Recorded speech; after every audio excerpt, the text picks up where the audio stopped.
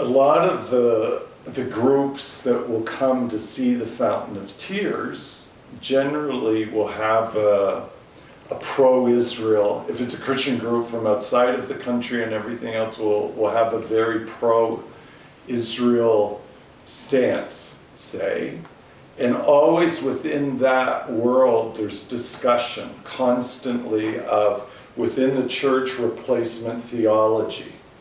And the idea that Israel's been replaced by the church, and yeah, the Jewish people get all the curses still, but the church gets all the blessings, and it's a really convenient theology, but really evil. Because in a sense, it completely erases the fathership of God and the faithfulness of God as Father. That he will bring them back to the land even if they don't deserve to come back to the land.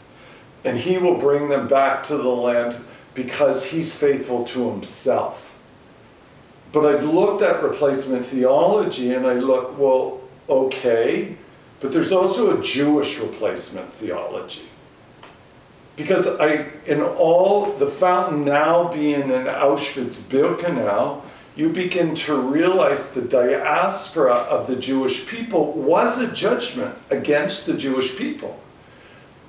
You know, the whole thing during the time of Jeremiah, the destruction of the first temple, there's like chapters of all the bad they did that led up to the worst part of judgment. The worst judgment to the Jewish nation is to be banished out of the land.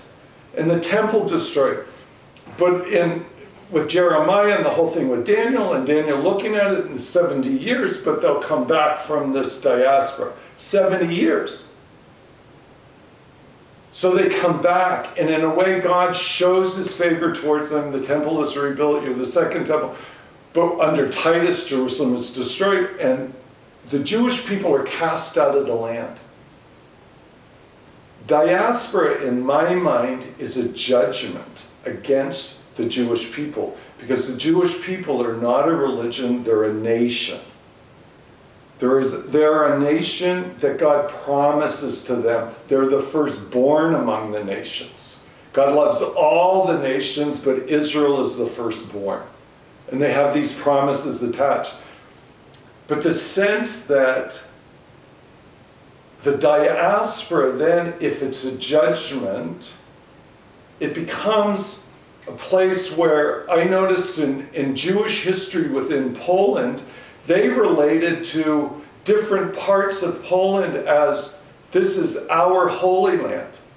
Rabbis would do a play in Yiddish using Yiddish words, and they would go Polania, and so it connects to Poland, but those words mean God resides here.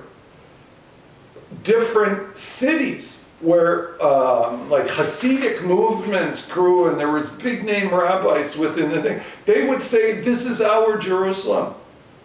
Poland was our Holy Land.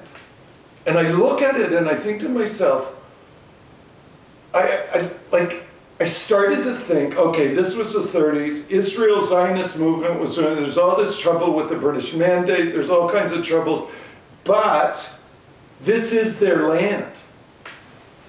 I can understand in a sense that for the Jews within Europe, there was the struggle to go there with all the problems and all the stuff and all this stuff. But Israel now is the nation. 1948, Israel became a fact. What?